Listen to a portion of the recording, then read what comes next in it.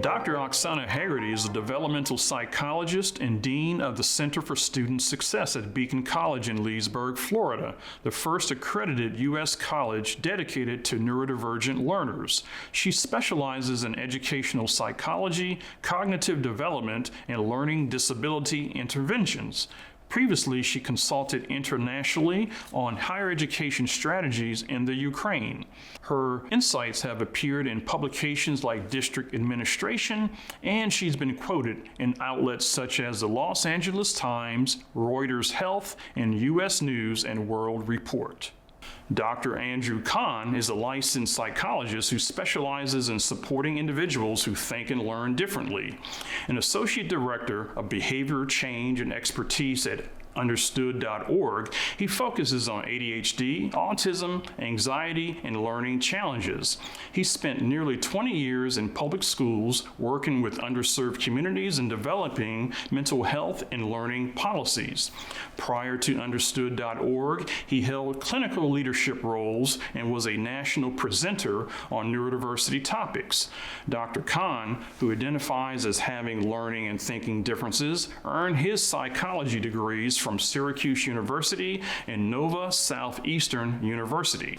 Hillary Stern is a credentialed ADHD life coach, consultant, and founder of ADHD Advanced Coaching and Consulting.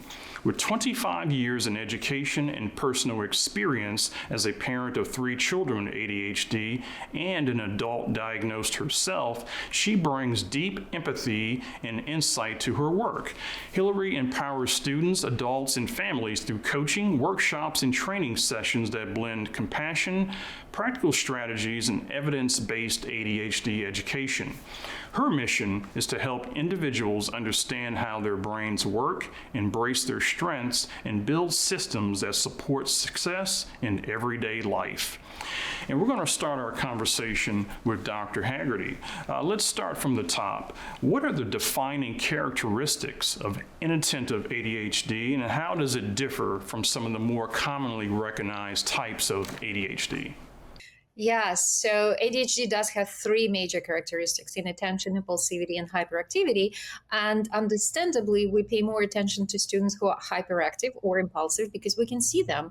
Those students who are inattentive, they are actually quite invisible or quiet, because those are the students who fail to pay attention to details or make careless mistakes or lose things or have difficulty during conversations. It seems like you're talking to them and they're not listening. So those inattention characteristics are very common, and they're actually the foundation of hyperactivity, to some degree, hyperactivity and impulsivity, but individuals with inattention are not as visible.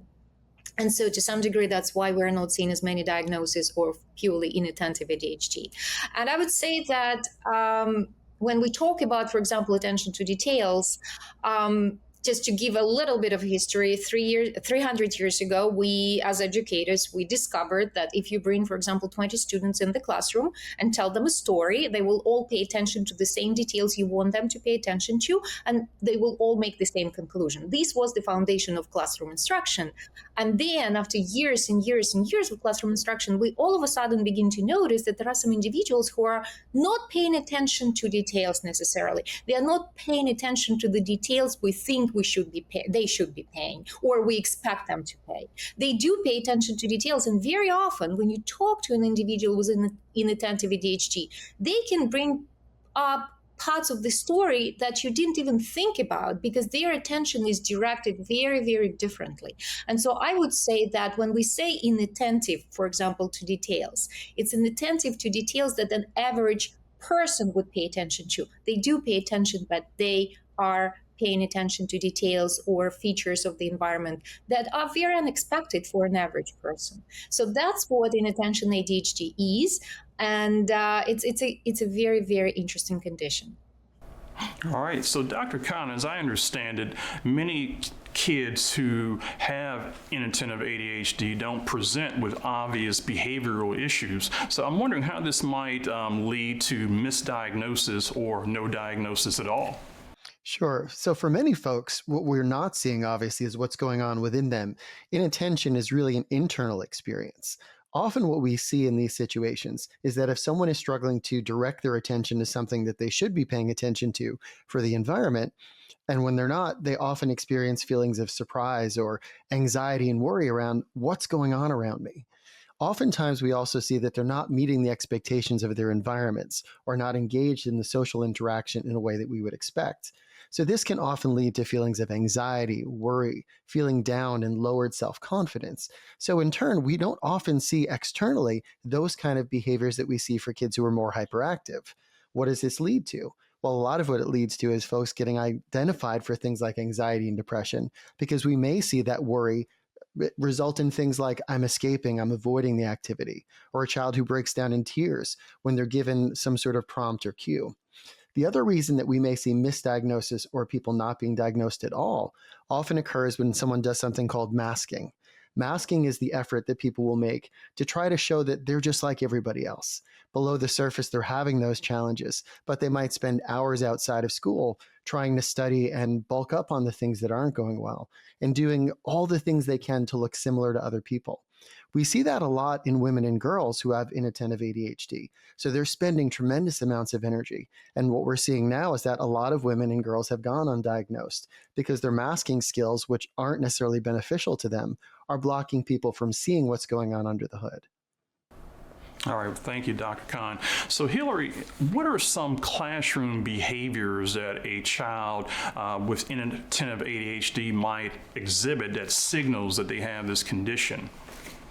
So when we're dealing with students in the classroom, you might think that they're paying attention to everything that's going on, when in reality, their brain might be focusing on something else, because the misconception about ADHD is that that we can't focus, but really we have so many things going on in our brain that we're focusing not necessarily on the right thing at the right time, but we're really good at masking and pretending like we are paying attention. So the student might be looking at the speaker, might look like they are paying attention, but then they can't repeat the instructions.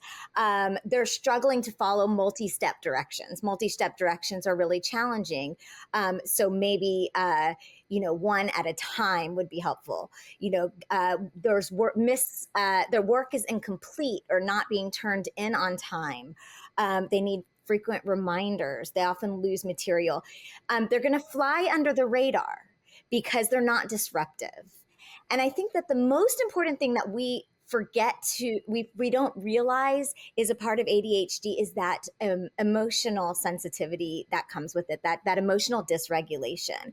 So again, we might see some of those emotional behaviors, extreme emotional behaviors for a situation that might not warrant a certain response or reaction. And that is definitely a sign of inattentive ADHD. And I think these kids are often misunderstood as unmotivated or not trying hard enough, when really their brain is just struggling to activate and to sustain attention. All right, well, thank you, Hillary. So, Dr. Haggerty, are there any common misconceptions or myths about inattentive ADHD? And if there are, how do these impact the support for children who are living with it?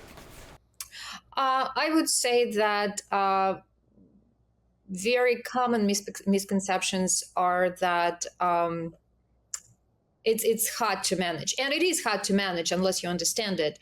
And there are very practical, easy to implement tools that parents, because the biggest environmental factor which can mitigate the condition is access to services and access to supportive partners or adults, if we're talking about children. And so I think it's the misconception is that it's hard to manage, but if you do it the right way, you actually can do it. For example, an individual keeps losing things, which is very common for individuals who are inattentive. And the first question should be, well, where's the place for the thing? For example, the student keeps losing the keys. Most of the time when you ask them, where's the place for the key? And there's no place for the key. So they come into the house, they drop the key somewhere, and they never pay attention because their mind is elsewhere. So the adjustment is a place for everything. Everything is in place. So you need to find a place. So you need to front load the attention so that you just don't drop the key randomly, but put them in the place where they are. Or we can say, for example, they're easily distractible. All of us are distractible if we're tired or hungry, for example. So we need to find the time of the day when the students are supposed to do their homework, when they are not tired, A, and when they are not hungry, B, or not too full, not right after lunch. So there are adjustments that can be made, very, I would say, suggest easy environmental adjustments that can help individuals with inattentive ADHD, ADD to be more productive. And so I would say that those are the strategies that ADHD coaches or educators who work with individuals with attention deficit can implement or suggest to the families. So it's very important to seek help and support and services early on to make sure that we build the independent capacity for students to be able to show the true productivity that they can have. Great. Dr. Khan, for a child who's living with inattentive ADHD, how critical is it for early intervention in kindergarten and elementary school years to help reshape their confidence in the emotional development? Sure, I think it's a great question. The idea here that early intervention can be an incredibly helpful tool. Thinking about when kids are at their youngest, there's a normalization of the experience. So having been in school for so many years, the one thing I notice when I work with early elementary kids is that they're very commonly willing to accept support, leave a classroom, or work individually with someone. In fact, there were many times where kids would be fighting to work with me, not because they were seeing this as, oh, wow, I'm different, I need something, but they like the attention and they like to be engaged with people. So that normalization is a really big part of that early experience. In addition, the earlier we share with kids, learning about how they function, how they think, and how they problem solve can allow them to learn strategies when they're very young. Accommodating for differences, learning new strategies when they're first learning activities gives them a dramatic advantage in approaching their own learning and understanding how they learn as an early part of their educational process. Learning strategies also gives kids the opportunity to learn, hey, what works for me? And as kids get older, they can learn to advocate for themselves and have the opportunity to be more successful because if they need something, they know it and they can ask for it, which is a huge barrier to get out of the way for kids during their educational process. One key to understand here is, and use the word critical. Well, is it critical to get this in early intervention? Yes, it's ideal. But as kids get older, they can still learn these skills and be successful. The reality is, the earlier kids get intervention when they have a difference like ADHD, the less likely they are to develop anxiety, depression, and other concerns. So that does add some criticality to this, but certainly they can learn these skills at any time. Thank you for that, Dr. Khan. It's good to know. So, Hillary, time blindness and forgetfulness can frustrate both the kids and their caregivers. Can you offer some concrete, developmentally appropriate strategies for developing executive functioning skills at home? Yes.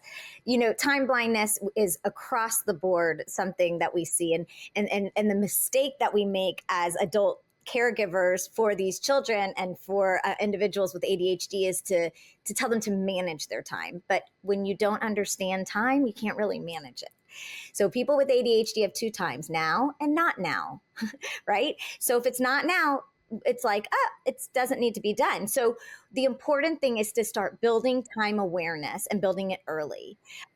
There's estimation games, things that you do regularly, like take a shower or, brush your teeth or send a text or walk the dog around the block.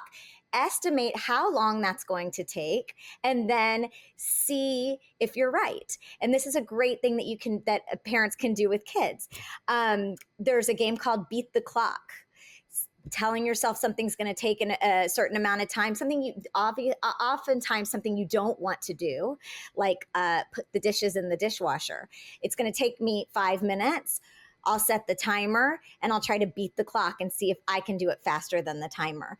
It's a great way to start activating that time awareness part of our brain.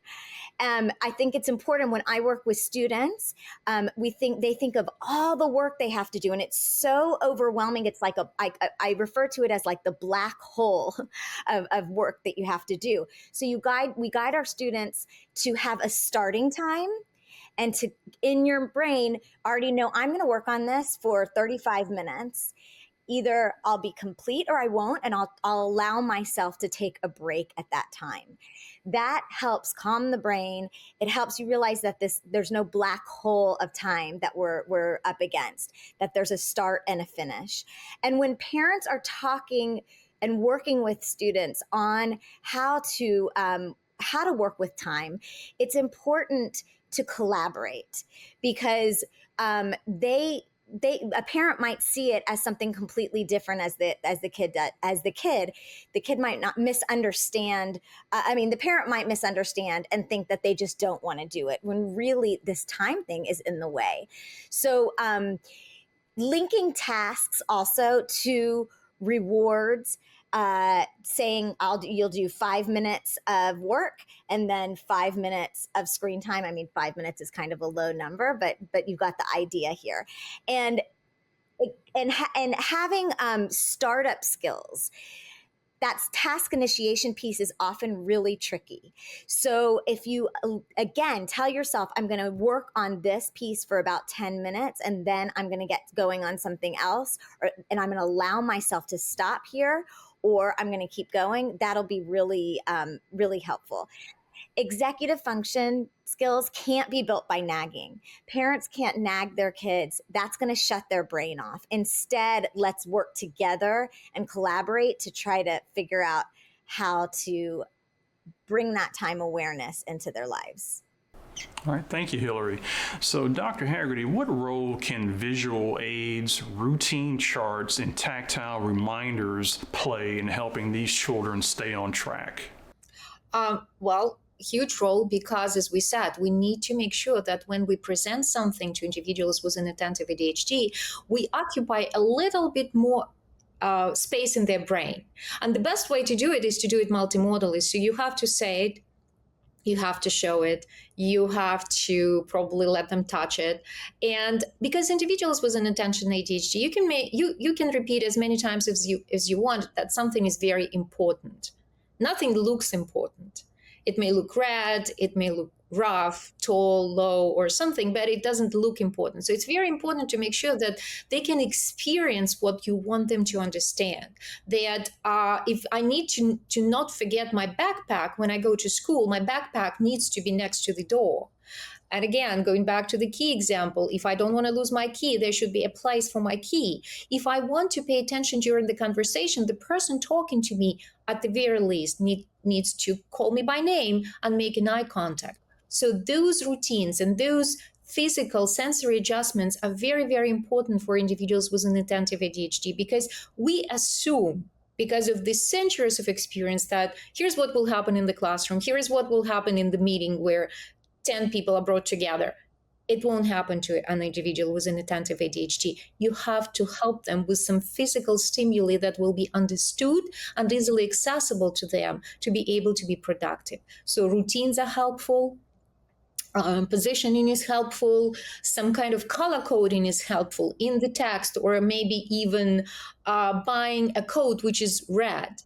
It's very hard to miss a coat which is red. And so the chances of the student not losing a coat which is red are higher than, for example, a coat which looks like any other coat.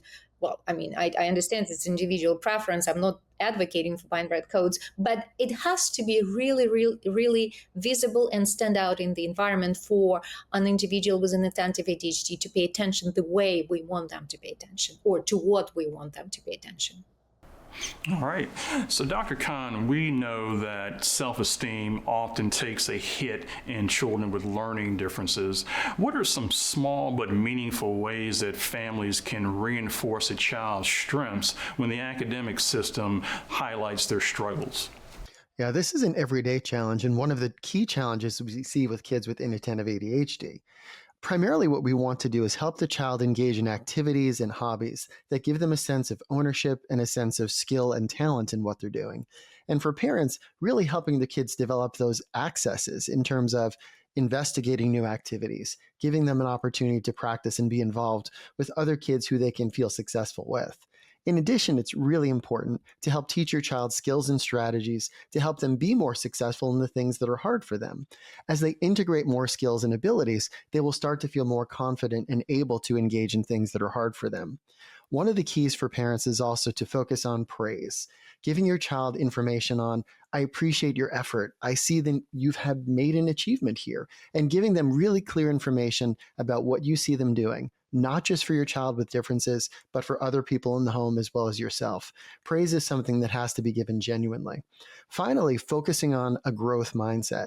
Now, this is a bit of psychobabble, but growth mindset is really about developing a child's awareness of what it takes to put effort out to be successful. So if a child does something that's challenging and they're successful, reminding that child when they're starting a new activity, hey, do you remember when you did that activity last time? Remember, it was hard for us. Let's give that a shot again, because I know you were successful before. Reminding kids about what they did that they did well in can give them a bit of a boost. It's like a little bit of reinforcement before trying something that's hard for them. And those are really helpful ways to start building self-esteem and getting them to do things that are hard for them. So Hillary, how should parents adjust their communication styles and their expectations to align with the way their child with inattentive ADHD thinks? So the important thing is to realize that although with inattentive ADHD, we're not necessarily seeing it outwardly in hyperactivity. There's a lot going on in the brain. So helping calm the brain is going to be really key. Staying calm, slowing down, simplifying when you're talking to them. Use fewer words, 1 or 2 step directions. Having them repeat things back to you. This is important in the classroom and at home. And be overly aware. Be aware of being of your tone. Because oftentimes we've got that actual development that's happening, especially like with the teenage brain where that amygdala takes over, that emotional brain takes over. Well, with the ADHD child, this is like multiplied, right? So they're going to interpret something that you say as criticism, even when it's not. There's that rejection sensitivity that comes into play. So really it doesn't mean you need to walk on eggshells with your child, but just to have a mutual respect in your tone. We don't even realize it as parents. Believe me, trust me, I'm a parent of 4 kids. I know that I sometimes get caught in using the wrong tone. Cues, visual and verbal cues. Oftentimes what I'll do is I'll talk to one of my children about something they need to do, and then maybe I'll jot it down on a Post-it note, 3 words, and just stick it right next to them to remind them what it is that we talked about, or have them write it down depending on their age, depending on their personality. And instead of, when are you going to do this? Start your homework at this time. What is your plan for? Because again, that calms the brain. My own child, when he was about 13 or 14, told me he appreciated the fact that I was asking him what is his plan for doing his homework, rather than start your homework at this time, rather than telling him exactly what to do. And remember that they're not unwilling. They have every intention of getting something done. It's overwhelming usually. And so instead of clean your room, it's what time can I expect everything to be off of the floor in your room? Do you see the difference in how I said that?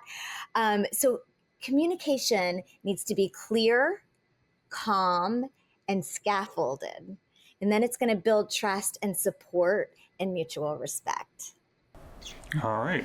So Dr. Haggerty, for tweens and teens who are navigating middle school and high school, how can caregivers balance the need for giving them increasing autonomy with the reality that their executive skills are still probably not as well developed as they should be? I would say that there are 2 major tension points for individuals with attention deficit. The one is in elementary school, or before elementary, in kindergartens, 4 to 7, I would say, when we first expect students to get together in an organized setting and learn something, and then we see that, there is some attention deficit here, there is some impulsivity or hyperactivity. And the second one is when they transition from middle to high school, because this is when we expect, because that's what, the majority of people do, to start thinking about the future. And the best developed brain by the age of 30 is able to adjust behavior now based on what will be important within 2 to 3 months. So that's actually the temporal adjustment that we are able to see, 2 to 3 months. When students transition to high school, we'll all of a sudden begin expecting them to think not just about 2 to 3 months, but about the choice of the college, the choice of the job, the major, and many things that are beyond their capacity, not because even beyond the capacity of neurotypical individual, but to say nothing about an individual with attention deficit. We want them to begin thinking about the future when they are not ready to think about the future. So we need to scaffold that, and we need to help them do it. And how we do it, I would say that it's very important, again, going back to giving a little bit more space in the head for the actions and behaviors that we want to sustain. Instead of asking them when we see something bad, instead of asking them, why did you do it? Which usually gives us no useful information, because students usually come up with some story which has nothing to do with the reality. I would say that it's very important to catch students being good. And every single time you catch them being good, you say, how did you do it? Not why did you do it, but how did you do it? Because you need to create that space in their head so that they reflect on their own behaviors and pinpoint the exact actions that led to this positive outcome. Because believe me, being inattentive, they may have achieved success, they just don't know how they did it, and they won't remember it the next day. So I would say that balancing the independence and this goal setting capacity would be every single time you see a student or your child do something you want them to repeat in the future, you stop and you say, wow, how did you do it? Because they need to verbalize it for you. They need to really make sure that they pinpointed it for themselves in their brain so that they could repeat that behavior in the future. And again, being very patient. We expect individuals who are 15 or 16 to think about the future too much. It's important to think about the future, but it's also very important to scaffold their thinking and make sure that they don't shut down and become overwhelmed about that future, but approach it one step at a time. And so just being aware of the fact that we actually do expect them to think way beyond their capacity, not just because they have inattentive ADHD, but even because if they were neurotypical, that's not something that a 15 or 16-year-old can do. Thank you. So, Dr. Khan, technology can be both a tool and a distraction. So I'm wondering how parents can best leverage digital apps and other kinds of digital planners to support focus and organization without fostering digital overload. Sure. I mean, we know that technology is a double-edged sword these days. And obviously, breaking down how technology is being used into a couple of categories can be really helpful in the home. One category can be sort of those functional organizational strategies, things that are like timers, organizational apps, to-do lists, and things that we use for academic and learning purposes. On the other side of the coin are those things we use for entertainment, the social media, all of the things that we see for games and entertainment, and what they watch for general media. The idea here is making sure that we have clear parameters for how those tools are accessed. If you want to use technology in a genuine fashion in your home, keep in mind that you want to make use of it for everyone in the home. If you just have your child being the one using their timers and organizational strategies, it's going to make them feel singled out and different. This is something we can use fairly universally. So having those things accessible in the home for all folks, making sure that those lists are broken down for how you do daily activities, whether it's making your bed or taking care of, say, feeding a pet. On the flip side, also having some knowledge of how are we going to limit some of that access realistically to some of the entertainment. If your child is going to have a limit of, let's say, 2 hours for entertainment purposes, make sure that you model appropriate use of technology as a parent. The idea, if you're sitting and you're doom scrolling for hours at a time and you're not using limits for yourself, your child's not going to feel very good about the limits placed on them. Finally, being aware of how to use technology in an appropriate way around the household. Dinner times, meal times, and around bedtime are important times to put technology away as a family, to set your family up for success by having technology being used for its intended purposes, as well as limiting it in situations where it's really not productive and doesn't let people interact or have adequate rest in their day-to-day lives. So Hillary, let's talk college transition. What kind of scaffolding needs to be in place before a child who is living with inattentive ADHD leaves home, and how does that support evolve once they're in the dorm setting? Okay, so this is a big one for me. I think it's really important to start practicing those independent routines. Teaching them these life skills intentionally, but you can't do it all at once. So as a parent, you need to go back and you need to start. Remember, we're dealing with someone who's time blind. So we can't do it all at once. We've got to kind of throughout that last year start building this into their life. Teaching skills such as laundry, medication management is a big one for our students because they do take medications and they're used to like their parents just going and taking care of it and picking it up and giving it to them. Waking up on time, appointments, meals, all of those things need to be kind of taught one at a time, work on it together, then allow them to take on that responsibility.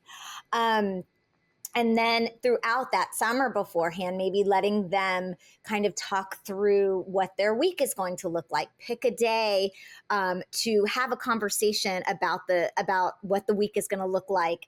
On Sundays, we're going to sit down and we're going to kind of chat about what we've got going on this week. And that is actually a good thing to flow over into when they're in school if you want to do a check-in, because oftentimes they see parents as nagging when it's every day. Did you do this? Did you do this?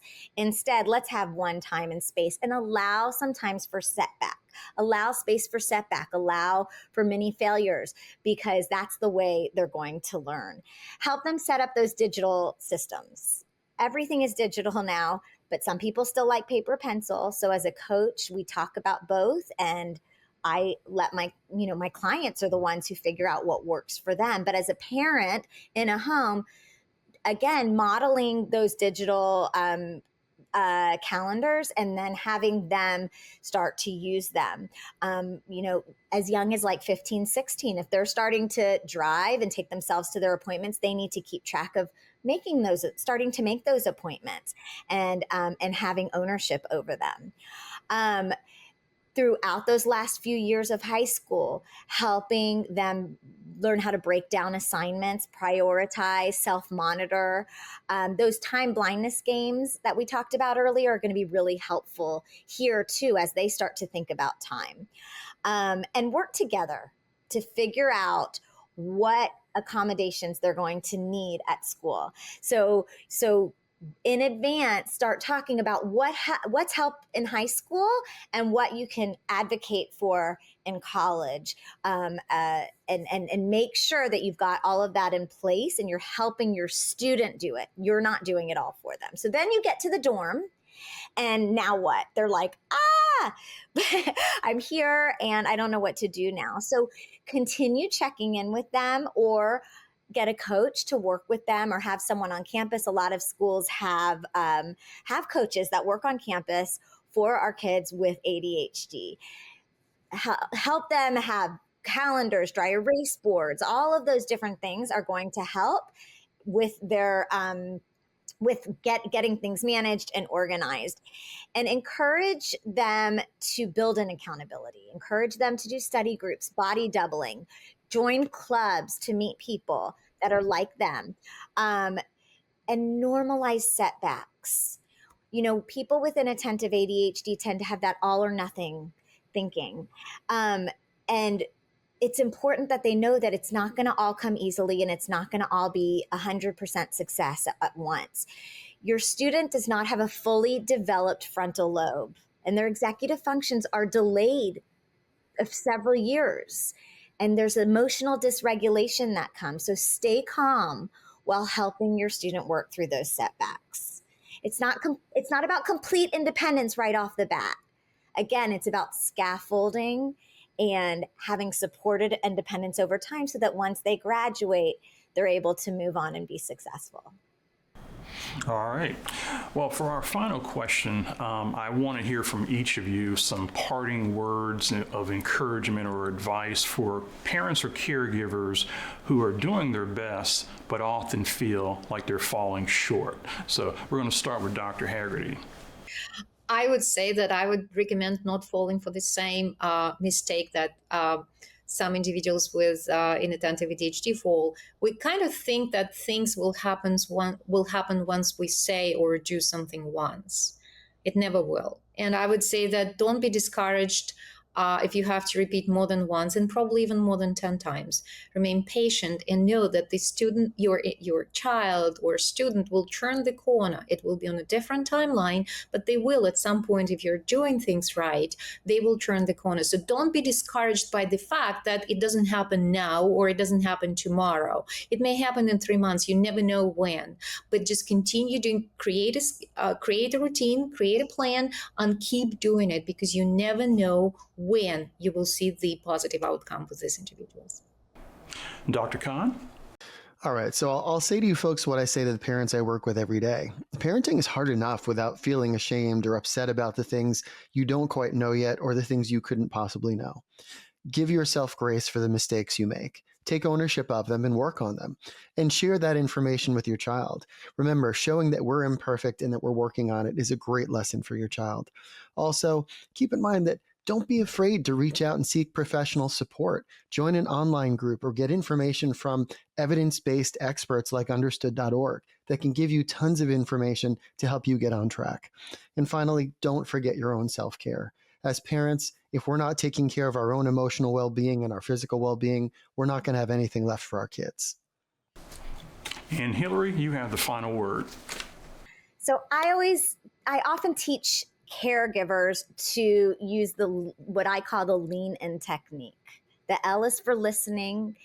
You are here, you're listening, you're paying attention, you're showing up. Empathize. This is hard. Empathize with your child, but also empathize with yourself. It's not always obvious what's going on with the ADHD, but the daily challenges are real and they're there. And if you feel like you're falling short, you're not alone and you're not failing. So again, reach out to those resources. Ask, what does my child need right now? What do I need? It's okay to pause and reflect and think about yourself. Again, you matter. You matter as well. And notice the small wins, the moments of calm, the amazing things that you're getting from your kids, and the connection and the growth. You don't have to be perfect to be exactly what your child needs. Your love and effort and willingness to actually lean in, especially on those hard days, are more than enough. All right, and that will be our final word. Dr. Oksana Haggerty, Dr. Andrew Kahn, and Hillary Stern. Thanks for the knowledge.